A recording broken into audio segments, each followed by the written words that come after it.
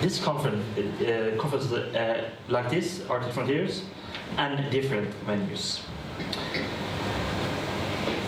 But how do we cover these issues, and what does the world really knows about the Arctic?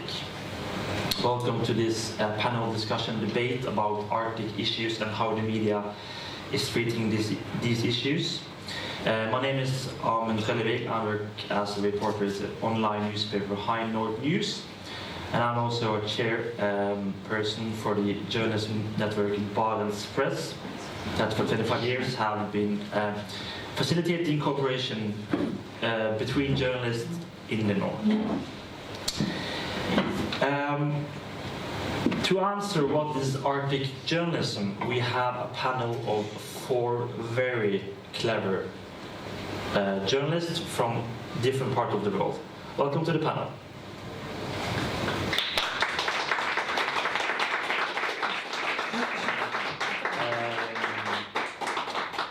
Please come to the stage. We have 4 persons with different media backgrounds from 4 very important Arctic countries: Russia, US, Denmark, and Norway. On the very far end is Leif Lønsmann. He's a board member and senior advisor at the Nordic Journalism Center in Aarhus. And he also a former journalist and director at DR, the Danish National Broadcasting Union. He told me that he was in charge of building this famous big concert hall in Copenhagen that was extended the budget with 60%. Yeah.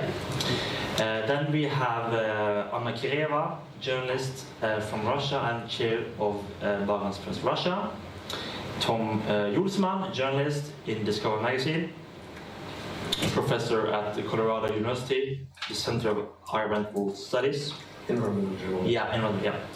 And finally, Jens Erik Larsen. He is the press coordinator for Arctic Frontiers, the film festival, and the Northern Lights Festival.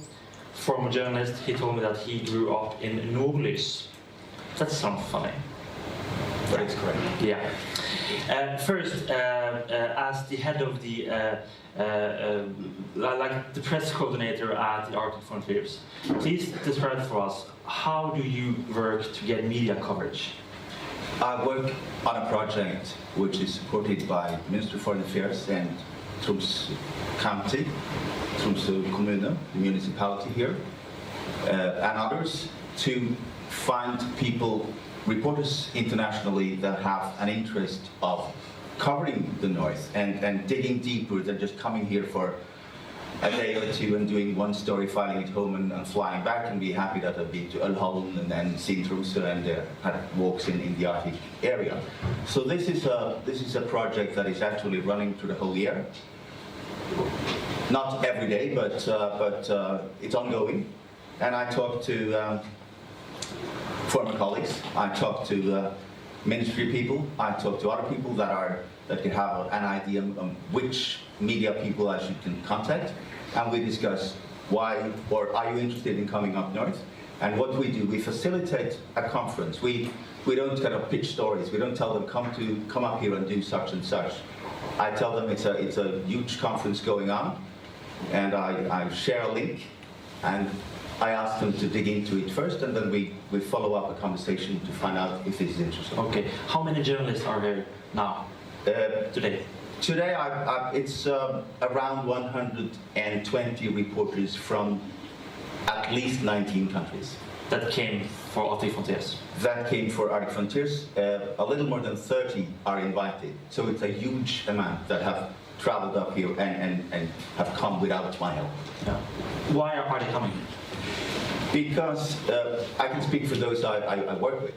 And they come because coming up here to the Arctic Frontiers, and you've been to the conference, it's huge, it's lots of people to talk to. And if you come here, and the way we organize it, they don't have to email me or to Ole or to anyone else to have appointments. We say, okay, come up here, and if Tom Julesman is here, he knows that he can, if he sees the Swedish Prime Minister or Erna Solberg or anyone he wants to speak to, he knows that he will save time going straight to those people, try to contact the one closest to them and get a talk. So this is one of the few conferences in the world, I think, that is so open that media can interact with the keynote speakers kind of immediately after coming here. That's maybe the Scandinavian way of doing conferences. Yeah, it's the Scandinavian way of doing conferences. And I have to say that Carl Bildt was instrumental in kind of having this happen, because in my year 2 on doing this, I was standing together with his people, and I said, how can Il Sole 24 Ore get an interview with Carl Bildt? And Carl Bildt heard it, and he said, Carl Bildt is here, where is the reporter? So then he said, there's no time for mailing around and texting. If media sees the people they want to talk to, they have to charge them. Okay, but after the conference, do you have a kind of a coverage of what kind of stories are made from the conference? From the invited, I know all they report, but they don't report tomorrow. They may not report next week, not even next month. Tom here, he did a story some years that ran in August after he had been here in January. And many of them used the conference as a kind of a hub for knowledge. They come here to speak to many people. I've been having a coffee with Le Monde today, and she couldn't number how many people she had been speaking to. And she doesn't know when to write, and not yet what to write. She has had an interview with the Minister of Foreign Affairs. That's going to be a piece. And she has 10, 14 possible pieces that will end up to maybe 2 or 3 in the coming weeks and months. Okay, so we can say that this conference is maybe a huge hub, a bonanza of sources and experts on these issues. Of course. And an example is that is an American veteran, Bob Rice, was here, and he has been around for ages, and he was sitting in one of the receptions, and he was coming back to me and saying, this is one of the best tables I've ever sat with, because it's an admiral, it's an ambassador, it's young scientists, it's a local mayor, and we could talk, and they were not afraid of talking. So I think if media has been here once, they see it's useful to come back, because it's you can speak with people on so many levels. Tom Jolsman, why is the Arctic issues interesting for your American readers? Well, I write a lot about environment, and particularly from a scientific perspective, and especially climate issues. So if you're interested in climate issues, whether you're a journalist or a reader for the magazine that I write for frequently, you need to know about what's happening here in the Arctic. I mean, as we hear at the conference all the time, the Arctic is warming twice as fast as any other region on Earth. The impacts have shown up here first. And so if you really want to report on climate change, you should come here and see what's happening and talk to the experts here who are dealing with it. What kind of stories do you make from here? It's a variety. Some of them are science stories. So I guess it was Tuesday, instead of coming to the main conference, I went to the university where there were scientific presentations, and there was one by a glaciologist who was kind of giving an overview of abrupt climate change in the past. And so one story that I might do is what do abrupt climate changes that have occurred naturally in the past, what do they tell us about what could be coming in the future, and the prospects for abrupt climate change in this part of the world, which might not necessarily be suddenly even warmer. It could be the opposite. It could be suddenly cooler. So that's the kind of science story I would do, but at the same time I'm also interested in the sort of geopolitics of that has become really important as this part of the world has warmed, and that's sort of a longer term project, and I'm not sure exactly what I want to do with that. But the foreign minister I think brought up the term the Great Game. Some are saying that the Great Game is on again in the Arctic, and of course she was trying to sort of play down that concept, but that's a pretty interesting concept. Do you speak to people that live in the Arctic, in the pieces from here? So, as a science journalist, yes, but there are scientists who are living here and doing their work and, going on icebreakers and doing field work in Svalbard or whatever. So the answer is yes, but maybe in a different way than you thought. Have I spoken to people here who have been impacted by the climate change that I write about? Not as much in the past, but I think that's something that's going to happen more as I go along. You mentioned the Great Game, or the new great game in the Arctic.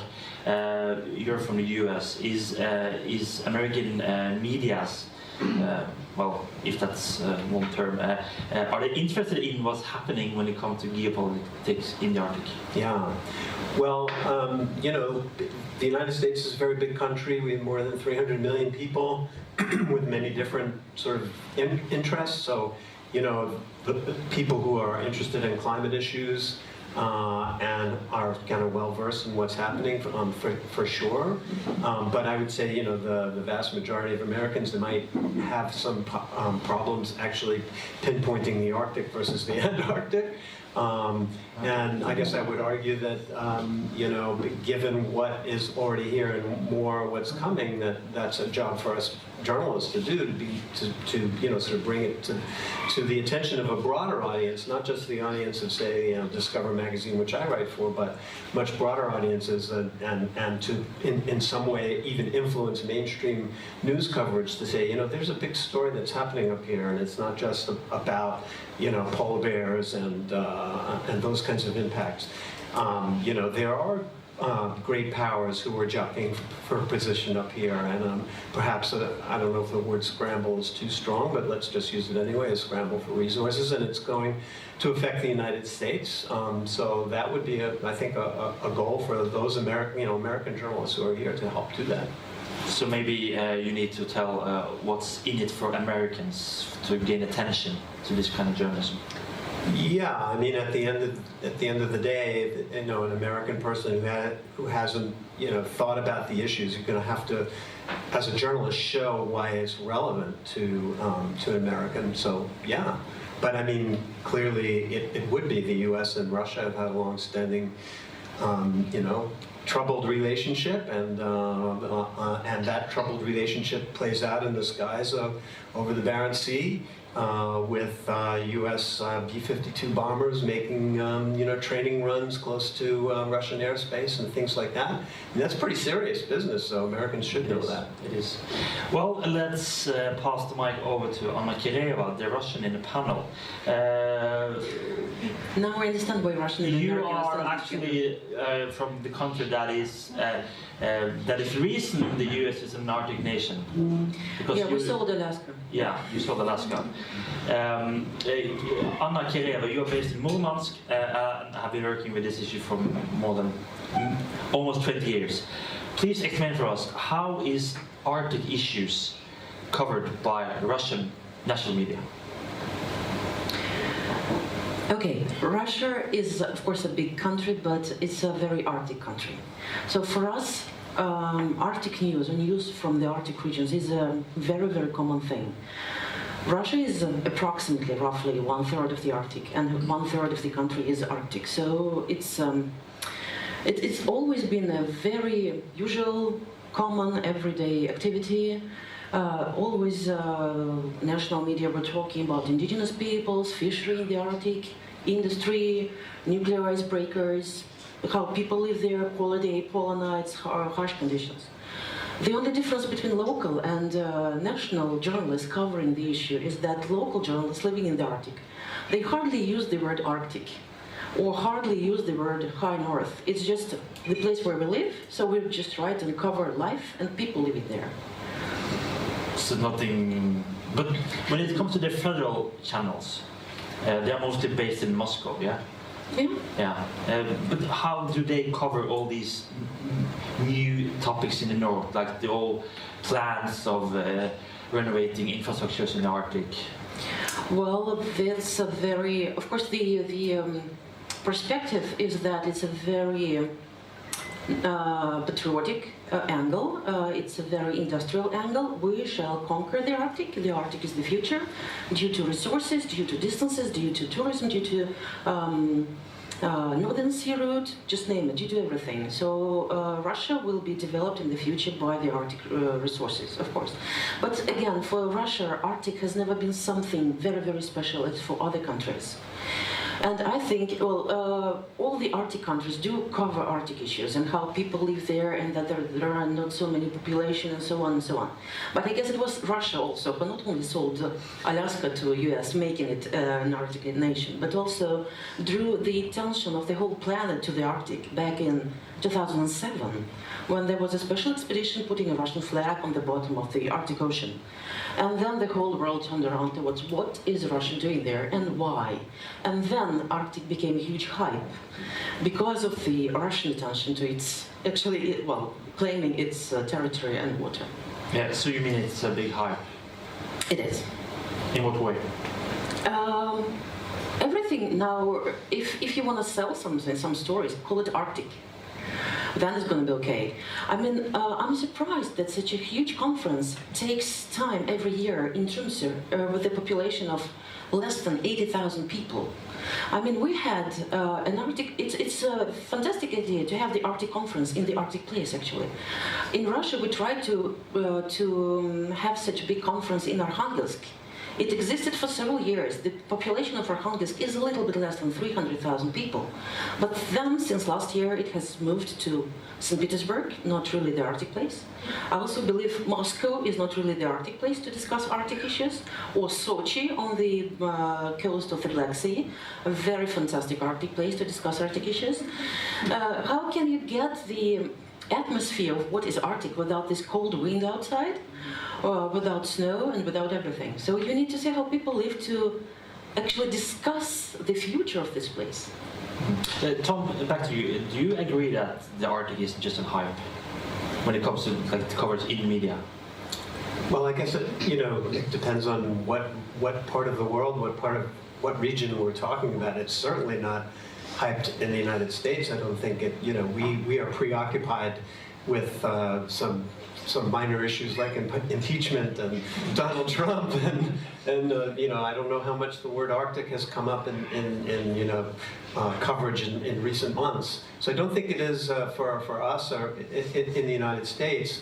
But perhaps here in Nordic countries, perhaps more so. I mean, when you originally sort of approached us to talk about that, and you used that word, that kind of got me thinking. And I'm not so sure that it's as maybe as hyped as well. I think maybe I would say I would turn it over to you. I think you live here. I don't live here. Or I don't live or as close to the Arctic. And you are saying that it is hyped. And where I live, it barely comes up at all. So I guess I'll turn it around to other people who live closer to the Arctic to answer that question. And that's a pity, because Arctic is a troublemaker for the whole planet. And it's a pity that the whole planet is not concerned about it. I mean, now I believe as a journalist that many journalists covering Arctic issues, they face the problem that Arctic becomes a bad news. Because if you ask people far from the Arctic regions, from usual people, I mean, don't mean decision makers, like from India, from Cyprus, from Italy, what do you know about the Arctic? The answer would be, does anyone live there? It's like a huge cold territory, it's dark, but nothing is going on there. And the only thing people know is that it melts and it changes the climate. And nobody likes to read about climate change because it's a big problem no one has a solution for. Leif, you are also a part of the Arctic through your citizenship in Denmark. You own Greenland. Well, not personally. No, but yeah, the Danish. Last year we learned that Donald Trump wanted to buy Greenland. How did the Danish press cover that issue? Apart from the famous Danish cartoons, which are world famous also these days, and the more serious end, it actually put a new hype or a new focus on Greenland. So I'm grateful to the Donald Trump effect on the focus on Greenland, because Greenland has been overseen for many decades, even in the Danish press. In the Danish media? Even in the Danish media, I would say. Now we like to say that Denmark is not what you consider Denmark. Denmark is the kingdom of Denmark. That's the key word for understanding our relationship to the Arctic, because Denmark is a tiny tip on top of Germany, as you all know. But actually, including Greenland, 97% of the kingdom of Denmark is actually located in the Arctic area, whereas only 3% of our area is on top of Germany. When it comes to population, it's reverse. It's 3% of our population that lives in the Arctic, in Greenland, and 97% lives in the southern Denmark, as we sometimes say. But thanks to Donald Trump's suggestion to buy Denmark, we had a new hype nationally in our media, but also a new hype and international interest in the Greenland relation, which is a Danish matter as well. But how did the Danish press journalists cover the issue with Donald Trump wanted to buy Greenland? I made fun of him, as always. Okay, is that fruitful? No, it's not fruitful, but they did. To my mind, they were not serious in covering the issue, because there are two options. Either he meant it or he didn't. Either it was a suggestion for negotiations, and that should be taken very seriously, or it was kind of a leak of a slip of the tongue. It never actually reached the Minister of Foreign Affairs officially. We never received a prize offer. We never received a letter, a formal letter with the proposal. It was like a leak from a rainstorm, I think, in the Oval Room in the White House. And then it became a Trump story and not a Greenland story. And that's a pity. That's sad, I think. They should have focused more on the item than the person. But maybe in a way you can say that Donald Trump wanted to buy Greenland makes the Danish press aware that, oh shit, we have an Arctic island. Which covered it. Our politicians, they actually changed their vocabulary. When I have not heard so many references to the Kingdom of Denmark since after that purchase proposal. Before that, it was like Denmark, and Greenland was like more. When I was a young journalist, Greenland was covered most when it came to crime, social issues. Very rarely political issues as well. And as late as in 2009, which is just like 10 years ago, Greenland managed to regain, or to gain for the first time their independence. And they have their own parliament and their own president. And they have been like left aside from the Danish government, many would say, through decades. But then came climate, then came hype, then came Donald Trump. And Denmark is more and more included in the minds of the Danes, and the mind of the politicians, and the mind of the press. Okay, you told me earlier that you felt that Danish journalism went to activism. Yeah, but that's not an Arctic phenomenon. That's more like when it comes to climate. And for many reporters, and probably for many media users like you, Arctic and climate coverage is closely linked and closely related these years. And when it comes to climate, I have been a bit critical to journalists who have jumped from fair, impartial, accurate reporting, just mirroring the world, into activism, where they find they should air their own opinions and campaign for certain action in the Arctic climate sphere. I think journalists should stick to the path of classical journalism, to report fairly, independently, impartial, accurate, and as true as they can, and not join activism. Anna? When it comes to climate change coverage by journalists, I can say that probably that's the only subject where we have a complete freedom of speech in Russia. Because in Russia, it's okay not to believe in climate change. No one will put fingers on you. It's okay to be skeptical that it's human-made. It's okay to give the position of the people who and researchers who say that's happening and that's human-made. It's okay to hate Greta or to support Greta in the media. So here you can cover it with all the angles possible. As opposed to politics? No. but mainly yes. So I just wanted to comment about one concept that you raised, that the sort of traditional model of journalism is to, hold up a mirror so people can see themselves in the mirror, and that represents sort of fair and impartial journalism.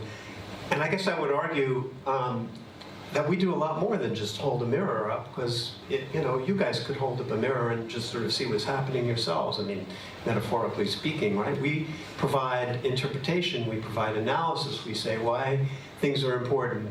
We provide the perspective of, why should you be paying attention to the Arctic? And then, as we actually discussed a little bit earlier, if the two of us were sort of at the same event, with the people saying sort of this, listening to the people, experts saying the same things, and if we did the same interviews, you would probably write a very different story than I would write, because of the way that I see the world versus the way that you see the world. And so I guess I emphasize the knowledge and perspective that each journalist brings to their to the set of facts that they have gathered, and that it's much more than putting a mirror up to society. Yeah, I do agree. We decide as journalists or as media, we decide which direction to turn the mirror and how big is the mirror. And it's our duty and our profession also, of course, to judge what is important, what is significant, and what is relevant to our audiences. We even may take the freedom to specialize in certain fractions of the world to mirror. And then luckily there are a multiplicity of media, a variety of different viewpoints.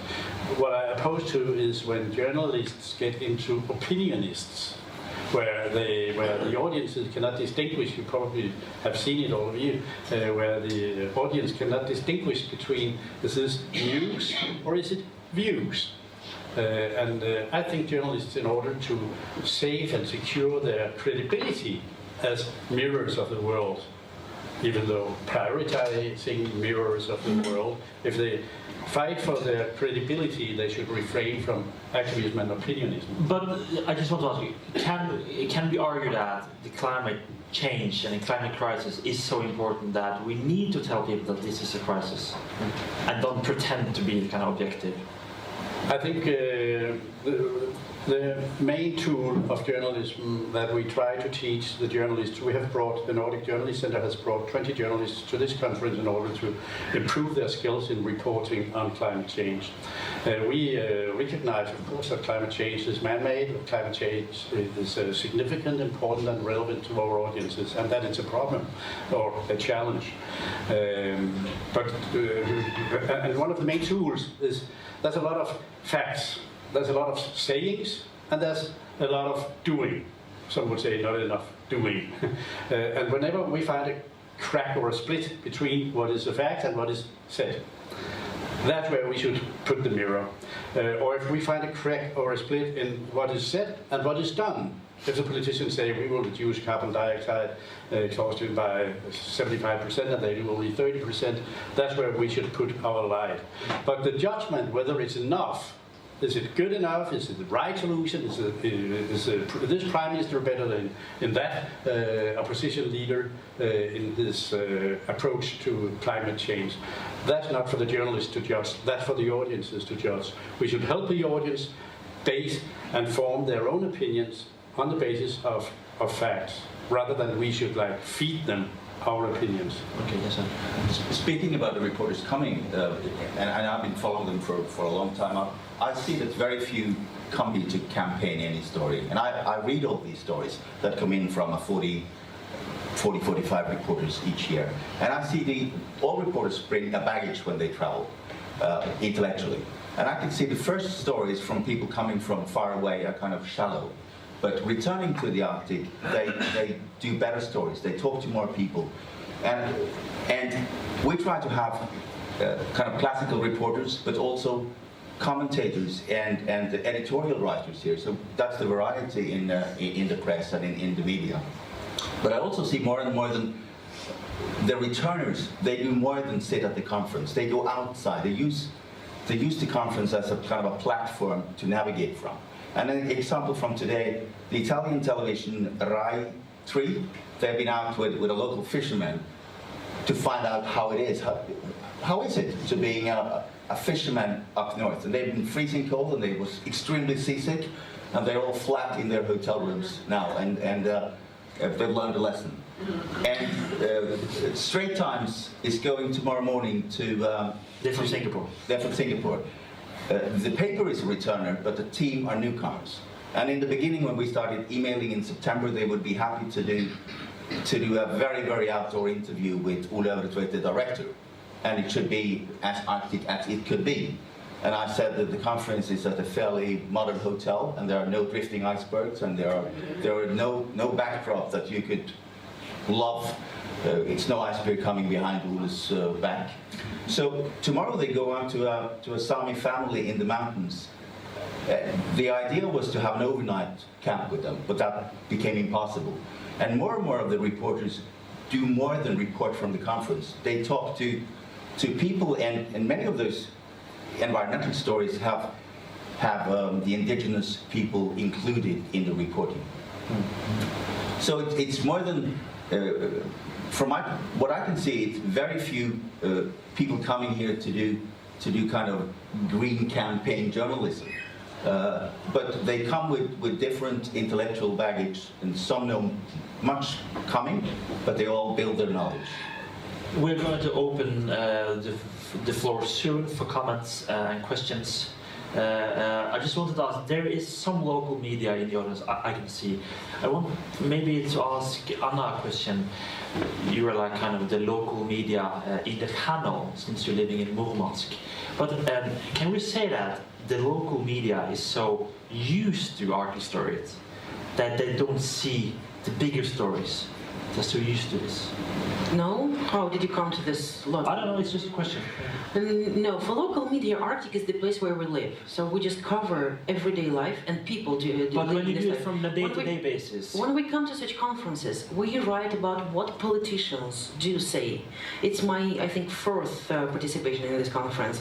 And they can really follow that they have, some of them have the same speech makers as the year before, or even the year before that.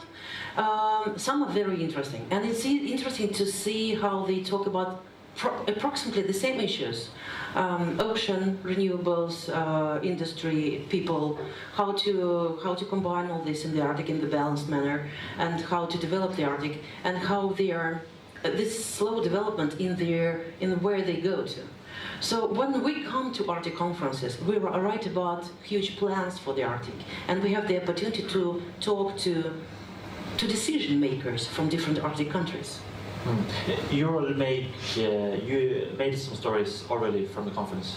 Yes. What was the topic? I made one story. Okay. That Russia is not present here. Okay. I mean, yeah. Who's not present? Russia. Russia. Well, I mean decision makers and high-ranking politicians and diplomats, which is a pity, I think. Yeah. Okay. But I think Sochi is a more comfortable place to discuss Arctic. Okay. There was some question in the back, and there is the mic is, yeah. The gentleman in the back first, and then the gentleman in the front. Hi, thanks. I'm a journalist and filmmaker from America, and in my experience, I've been working for 20 years, and it's almost never the journalists who have a bias or are dealing with those issues. It's always dealing with the editors or the commissioners. I've done about 20 different films, and I've never been commissioned for an environmental film because no one was interested before Greta. So, this has always been my issue, is that, we might be, as journalists, we might be interested in covering a topic, but it's always the editors or the commissioners who reject ideas or don't have funding for it. So I was wondering if you could speak from that perspective. I'd say something. 5, 6, 7 years ago, the reporters were much more stressed on day one, on day two, because they had a phone call from their editors back home. What is the story? But they know that the story will not come on day 2 or day 3 as a story as such. There will be no breaking news in the policy session. And I remember Pelita Clark from Financial Times was here, and she was extremely stressed because she had heard all these politicians, and it was nothing that she could report back to London. So she was desperately trying to find a story to make her editors happy. she ended up doing a very nice piece on the Norwegian cod becoming Russian, and had a crash course in understanding the life of the cod. But these days I feel that, and the returners have helped the newcomers. So media from abroad does not expect breaking news in day 1 or day 2 or day 3. And the editors are more relaxed. And I think, I've spoken to many of the editors of the people that come up here, and they give their reporters a kind of an open mandate. Go up there, we know it's gonna be a story from there. But they're not sitting in Paris or in Rome or wherever and kind of dictating, we want to do this story and you have to file it by 4 o'clock on Tuesday. So I think that it's a more pleasant situation or it's more pleasant for reporters to be here, because the conference is becoming, as an Italian reporter phrased it 2 years ago, this is becoming the Arctic the Davos of the Arctic. And when you go to Davos, you don't pre-write your story. You try to find out what is actually going on. So the longer we go on, the more people will come here with an open mandate. Yeah, small comment. Leif first. Yeah, thanks. I think our American colleague has a point here.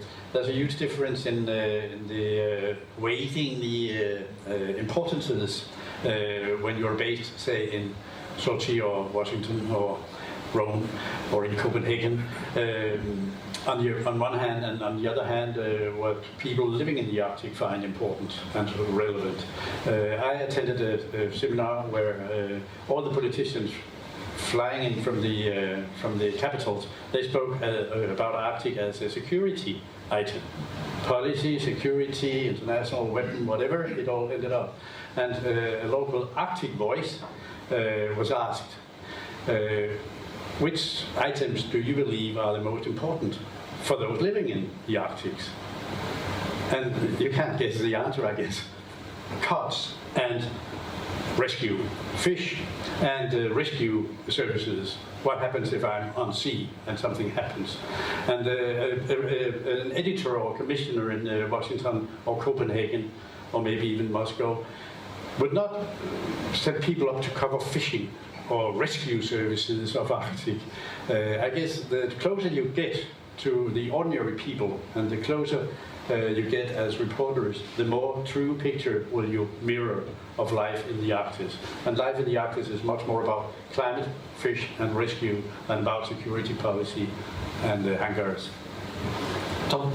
Yeah, so I mean, for many years, this is not really an exaggeration. You had a climate change story you would pitch to an editor of a general magazine. They said, we did a climate story 1.5 years ago, so we can't do that now. Which is this is a particular import to the Arctic per se. It's the whole climate story itself, right? That's the problem with the climate story. It's this, whatever word I should use, should we call it a crisis, a catastrophe, whatever, happening over a century timescale. So how does that jibe with a, sort of the general, kind of news values that we're all used to? Something has shifted, and so now it's climate change is part of every weather event, every story about every weather event. You always see the story, what role does climate change play in it? And we can have a discussion about, is that a good change? But we went from a few people who covered the science issues of climate change, who would report on what is the latest sea ice conditions this month, etc., to now everybody is actually scrambling to write, this month the National Snow and Ice Data Center announced that, yet again, it's the lowest sea ice that we've seen for this month in the record going back to 1979. What does all of that mean? Is it hype? It's a good question. We could let other people answer it, but we have shifted quite a bit. We have 2 more questions. First, the gentleman here, and then the lady over there. Okay, I am a sun activist, an environment activist, a labor union activist, and a political activist. And I will take this question about journalism.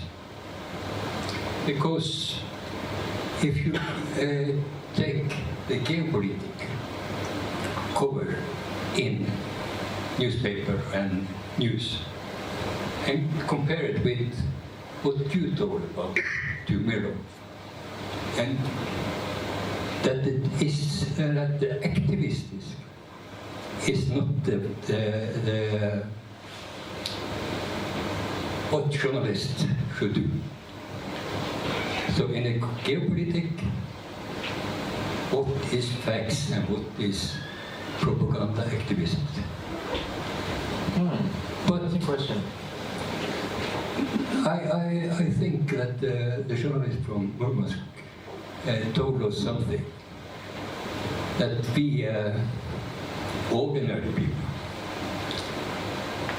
experience every year on Arctic here. The people in power, the politics, they tell the same story every time. And we often say it's bullshit because they don't tell what is the problem for people. And it's not you from Denmark. People in the north are more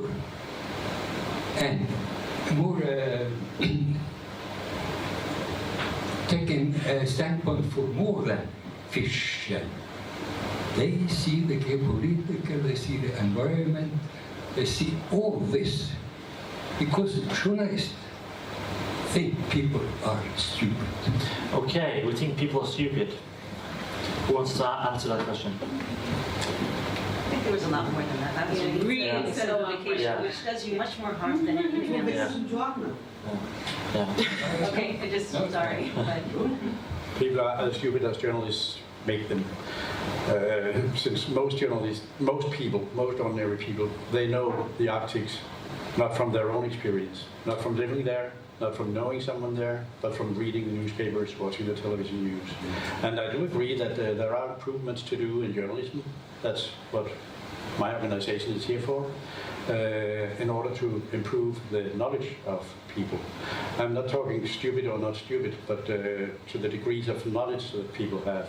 And the journalists are here not to make stupid people clever, but to make clever people more informed.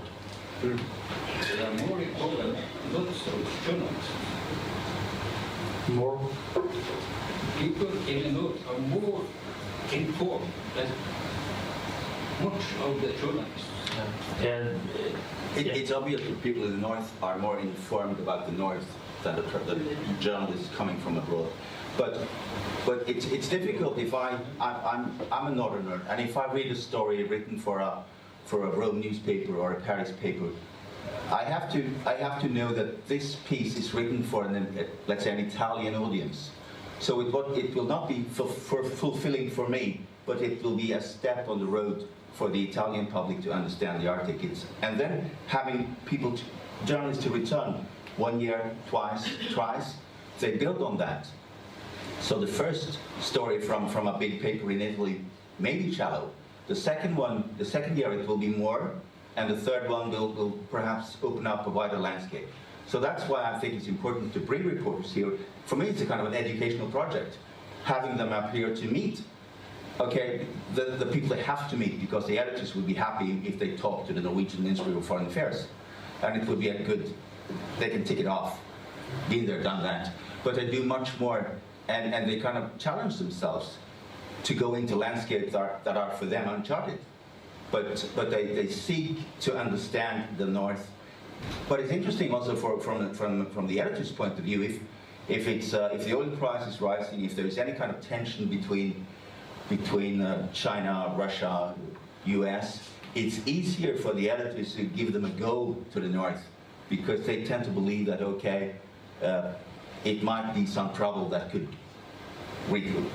be breaking news, but it normally is not breaking news. But I defend the reporters. They're hardworking, and many of them are this evening out working instead of coming here and taking part of the conversation. Next question. I'm Antonia Juhas. Is this on? No. Now is it on? Yep. Yes. I'm Antonia Juhas, and I'm a Scripps Fellow at the Center for Environmental Journalism, where Tom is the director. And I have two questions, but actually first I wanted to join in this conversation of the bias issue, or the activism issue. And I think it really comes back to where you started, which was, where is the mirror shown? right? So I think what we've often seen is the mirror going to be turned to this man to hear what he has to say? Or is the mirror going to be turned just to the political leaders to hear what they have to say? And I think what we've traditionally seen is that unbiased has meant shining a mirror on the status quo. So if you hear the status quo position, that's unbiased. And when we turn the mirror to something that is different, that's considered bias, which to me is deeply problematic because it usually means that those of the status quo shine the mirror on the status quo to reflect the status quo. So if you're of a different background or gender or ethnicity or income group of the status quo from a different part of the world, your view is inherently biased in that calculus. And so I think that's where it's exciting to start seeing journalism that is reflecting a much more diverse pool of mirrors. But to bring my questions to our friend from Russia, and I'm forgetting your name, I'm sorry. I'd just like to hear more about the 2 points that you made. One, why is it okay to show all sides of the climate debate in Russia? And then 2, why aren't there more Russian officials here? The second one, that's a very good question. I also asked it in my article. I have no answer for. The first one, of course it's not a secret that the Russian authorities and the leader of Russia is pretty much skeptical that climate change is human-made. He doesn't hide this thing, and in this case he is an anti-hero when you write about climate change. I guess Donald Trump is number one in this case because, well, at least our leader doesn't follow the science who says that, doesn't kill the science who says that climate change is human-made. That is why when you cover climate change issues, you can cover it from any angle you want to. You can cover the words of the leader of the country. You can, as many perspectives you have, the more the better. And you can have some scientist from abroad or some another president from another country who's saying, of course, it's human-made, and give some proofs to that. Then you can talk to activists, then you can show the pictures of the real consequences of the climate change in Siberia, for example, when things melt and infrastructure just broken. So that is why you have full freedom of speech to write about what you want. I said that it's a free subject in Russia because sometimes when I read international media about climate change, if a journalist would dare to quote someone who is strongly opposing the human-made story, then it's a bias on the other side, and he will be blamed for even showing this story. So it's a different thing in Russia. And if I have a chance to answer you gentlemen, on behalf of a journalist, I can say that we do highly respect our readers. We depend on our readers a lot, and we never take them as fools. Maybe we can just add to the last question on why there's no official Russian presentation at the conference, is that the answer is maybe a few miles from here in the city of Setamon in Indre Troms. There's about 300 US Marines based now, winter training. And that's a very, not a very popular story in Moscow. Anna, do you agree? I don't know. I'm not a Russian official. I would love to say I know the answer. Okay. Are there more questions from the audience? The gentleman in the back.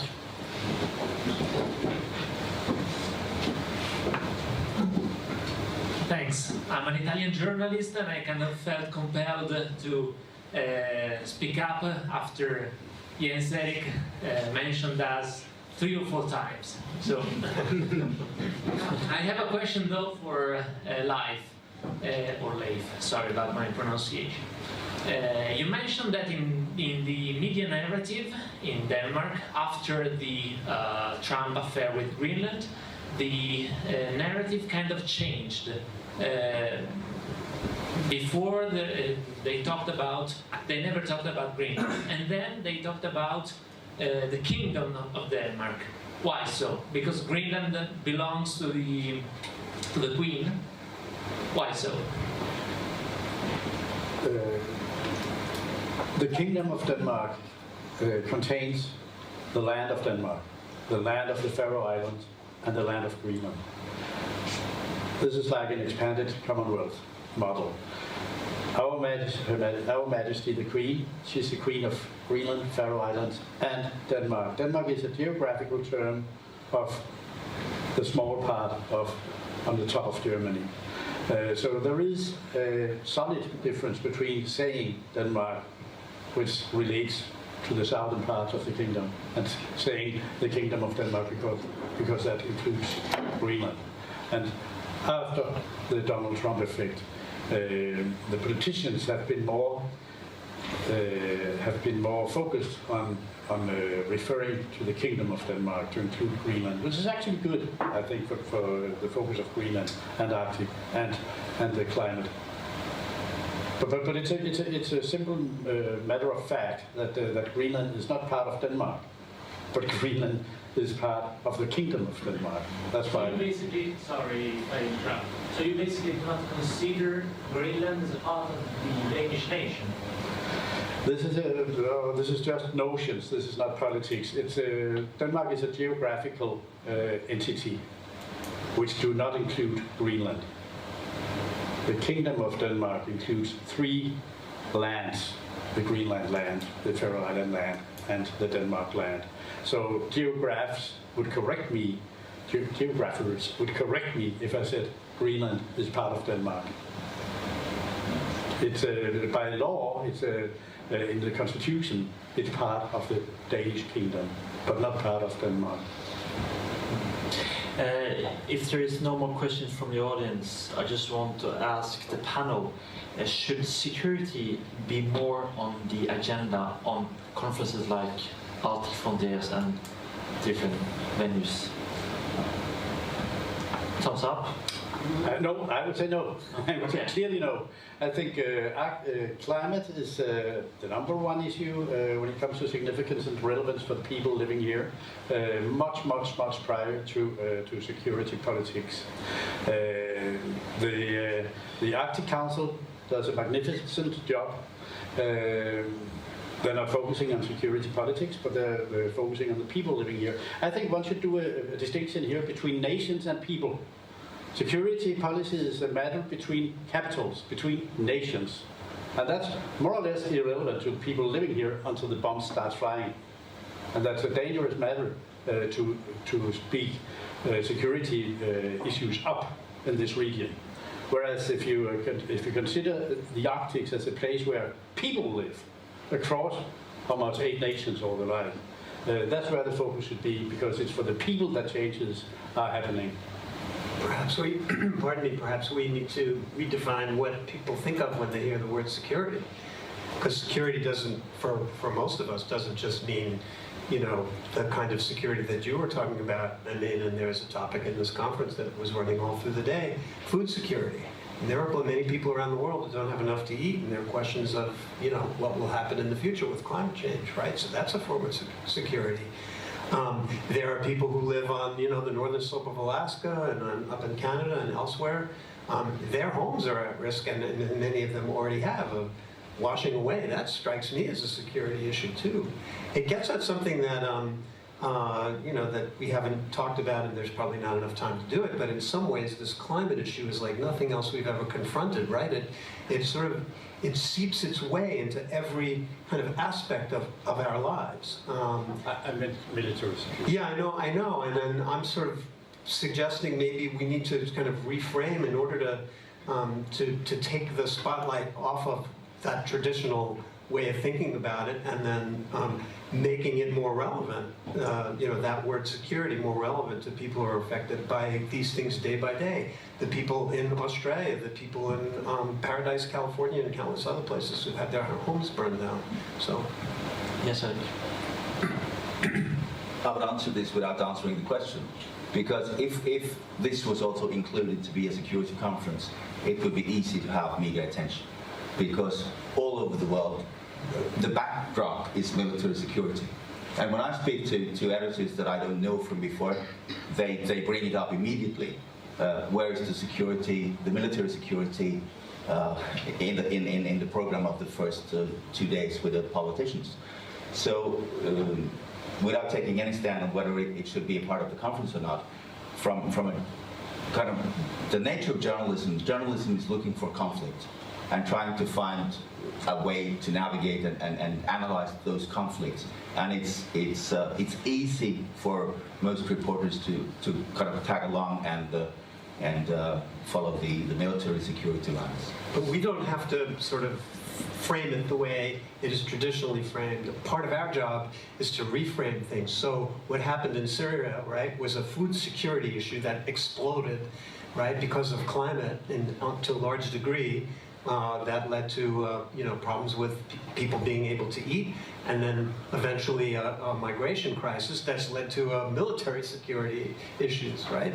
And if we kind of reframe things in a way to sort of see how one thing can lead to another and write those stories ahead of time before things get really bad, maybe that's the way we should be doing our job. And I would ask you, is that being too partisan, too activist? I have this really, sort of clear idea that I think turning the mirror is a journalistic skill and a journalistic privilege that we have, but we shouldn't draw the picture seen in the mirror. That should be seen and read and interpreted by, we're not influencers. So let me ask you this. Do you have a sense in your mind before you've gone out and done most of your reporting of what you think the picture is that you will get in the mirror? Yeah, and that presumption is not about what do I like to convince my readers about. It's what do I like to inform my readers about, and that has made a difference. The last question for me goes to Jens Erik. When you started this position as the PR, the press coordinator back in 2010? Or 11? 10. 10, yeah. And I'm not sure it's PR. No, it's communication media manager, yeah. In charge of foreign media, traveling to Tromsø to covering Arctic frontiers. Okay. How big was the kind of attention, the interest? 2010, it was a handful of international reporters coming. Among them, Financial Times, NPR in US, Politiken in Denmark, and a few more. And now? We have 110, 15, 20 reporters here on my invited list, little more than 30. Well, I counted last year 101 media institutions from abroad coming, from outside of Norway, coming to cover Arctic frontiers. And it will be more if we add the film festival and we add the Northern Lights Festival. And the kind of the baseline for this thing is to cover more than the things that are covered in the Arctic Frontiers Conference. It's important to bring cultural reporters to see the film festival. It's important to bring qualified critics up here so the musicians that perform at the Northern Lights Festival have a chance to be viewed by and heard by people that last week heard the Boston Symphony Orchestra or the Mariinsky Orchestra in Moscow. So it brings something into the local community that I think is very, very important. And we've also over the years, or I have over the years, invited visiting reporters to do op-eds in Nordlys and in Tromsø, in Dagbladet, in Teknisk Ukeblad, in Ukavisen Ledelse. So I've been in all those media, so I can kind of call up the editors and say, hey, wouldn't it be good if Tom Julesman writes an op-ed in Nordlys? Wouldn't it be good if Olivier Truck do his story from Tromsø also in Nordlys? And the paper has been generous on that side, opening up for those people. But if I look at my list or the list of accredited reporters, it is probably, it's more people from RAI in Italy than it is from Nordlys in this conference. And it's, why? I've had, it's people I know and it's friends of mine, and I think there's always, it's a language issue. We believe that Norwegians believe that they understand everything in English. But sitting a day in a conference where everything is in English, if you're going to take notes, are you going to take them in Norwegian or in English? That's a topic for the first. And it's this is not a time that it's the topics that are not familiar with. It's a little more complicated than what they do in their everyday work. And it's also looked upon, I think, by the editors in the local media to be difficult and time-consuming, and you have to sit a day or two at the conference, and maybe you get a story. And all people here know the media situation in Norway. It's very few editors that say, okay, I'll give you a week at Arctic Frontiers, and I will be happy if you do a story next week. So, but I think it's a language issue, and I think it's Norwegian media, or being a reporter in Norway, I know from my own experience, is often going out today, having something delivered by tomorrow, or this afternoon, this evening, and it's printed tomorrow. But isn't this the same in US media or Italian media? You have to deliver. Well, we can ask Federico, who is here from Limes, and last time he was here, he did a piece that he published in front of the main NATO summit, which was I don't know how many months after he had been here. So he researched his story.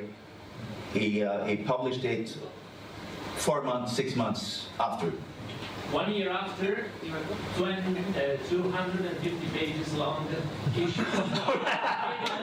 That's a That's a very long story. And I would like to add one other example of a writer, a journalist who is here now on her third Arctic Frontiers. And she has been building up a kind of Arctic understanding and Arctic knowledge, and that resulted in a huge piece in National Geographic this summer. She had been on board Kronprins Haakon, the new vessel. She had been up north for, I don't know, months maybe, and that resulted in a long read, very, very good story in National Geographic. And of course, journalists can't work like that. They can't say, okay, 3 months and a 205-page story. That's not how it works. But if I had been a young reporter here, I would have been eager to get to know you foreign reporters and change my business card with yours, and try to find out how does international media work, and maybe I could rely on one of them one time when I wanted to go to, if I wanted to go to Moscow, I could talk to Anna and say, hey, I know this much of Murmansk, could you be my guide? So that would be very helpful for the local media. And that's a fantastic feature about Arctic Frontiers when it comes to journalists or researchers or something. It's a great place for networking with journalists, with anybody, with anyone you're interested in. That's true. Okay, that should be the last word. Thank you for participating in the panel discussions, and good luck with the conference.